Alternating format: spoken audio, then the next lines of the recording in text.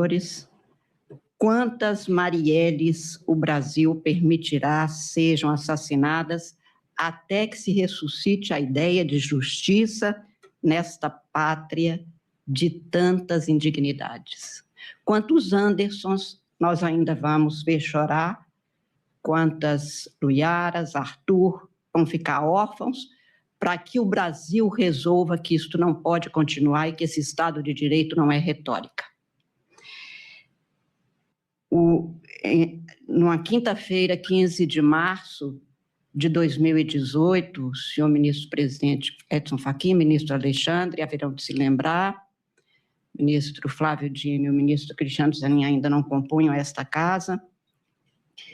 Eu estava na presidência do Supremo Tribunal Federal e comecei a sessão dizendo que eu não sabia como começaria aquela sessão por causa da dona Marinette.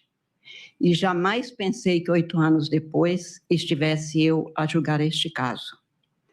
Este processo, como eu já comentei com alguns, tem me feito muito mal espiritualmente, muito mal psicologicamente, muito mal até fisicamente nessas últimas semanas, que eu leio e releio e assisto documentos e assisto vídeos sobre tudo que se passou. Para quem tem a minha fé, ministro Flávio Dino e eu, Mater Dolorosa não é uma imagem. É o mais profundo e humano símbolo de dor imposta pelo cruente deslimite que uma pessoa pode impor a outra. Eu aprendi que se pode arrancar a alma de um ser humano sem lhe rasgar as carnes. O assassinato de um filho, de uma filha, é bem a amostragem disso. O cordão umbilical que se desata no parto aqui é estilhaçado por um sicário de ódio desmedido, de ganância insaciável, de um descaso humano sem limites. A justiça humana não é capaz de apaziguar essa dor.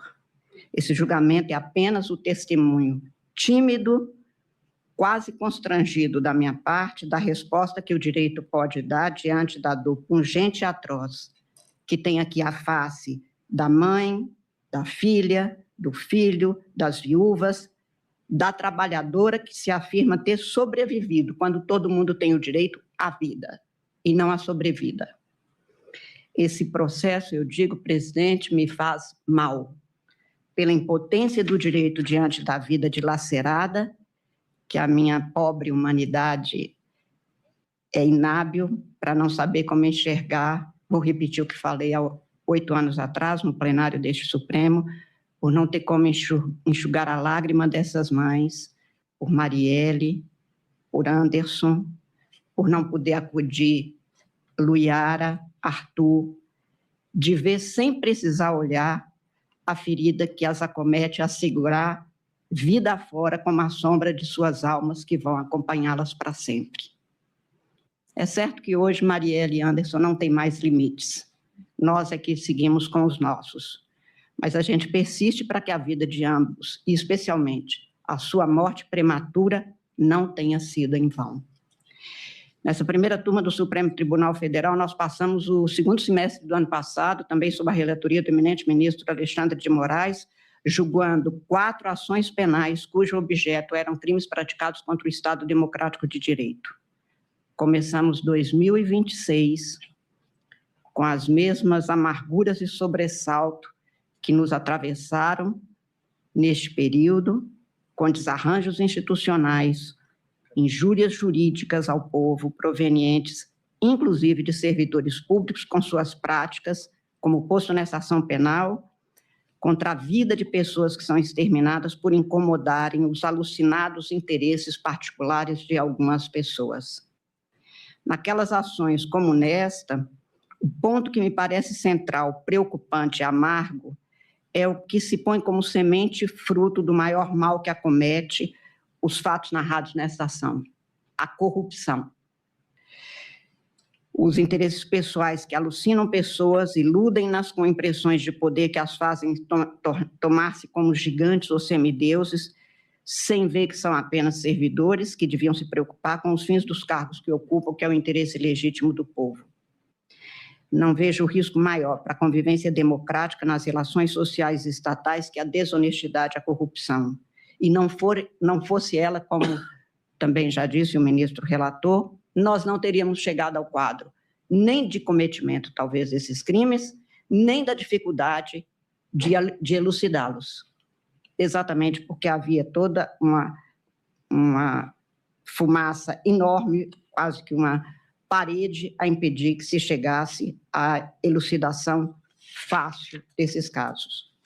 Meu voto, presidente, é um voto longo, mas eu farei juntada deles e vou apenas enfatizar alguns pontos dentro da linha que foi já expressa no voto do ministro relator. Apenas ao final eu preciso de um ajuste, porque eu só tinha falado da corrupção de um dos réus, e aí quero ouvir ainda sobre, para se for o caso, adaptar. Certamente será possível adaptar.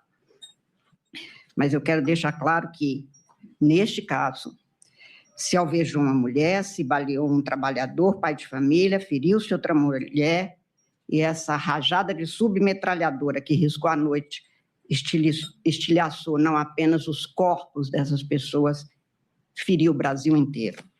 E é sempre assim. 3 famílias foram especificamente mutiladas e essa ferida não tem cura. O que não se conseguiu foi ainda assassinar o processo democrático, nem matar a resistência imperativa que se põe para que a falência institucional não predomine e que se recupere o país deste quadro que se mostra aqui, foi relatado já pelo ministro relator e desde a denúncia pelo Ministério Público Federal. O que nós vamos fazer é aplicar o direito para assegurar a resposta devida às famílias, às vítimas, a toda a sociedade, como é em todos os casos de ação penal, e também na busca de uma recuperação institucional. Eu tenho me preocupado, ministro Flávio, ministro Edson, presidente, ministro Alexandre, ministro Zanin, com a ubris que os gregos tanto falavam, uma soberba, uma arrogância que acha que pode tudo, que pode fazer tudo e que tudo vai ficar impune, que tudo vai ficar cobertado. E os gregos diziam que quando a ubris cobre alguém e afronta os deuses e enfrenta os deuses, eles alucinam as pessoas para que as pessoas em seguida se destruam. Eu acho que quando se chega, neste caso, a violência que prevaleceu, pelo menos para as vítimas, a violência escancarada foi exatamente decorrente desta soberba que faz com que as pessoas descolem da realidade e acham que pode fazer tudo, que são senhores da vida e morte de todas as pessoas.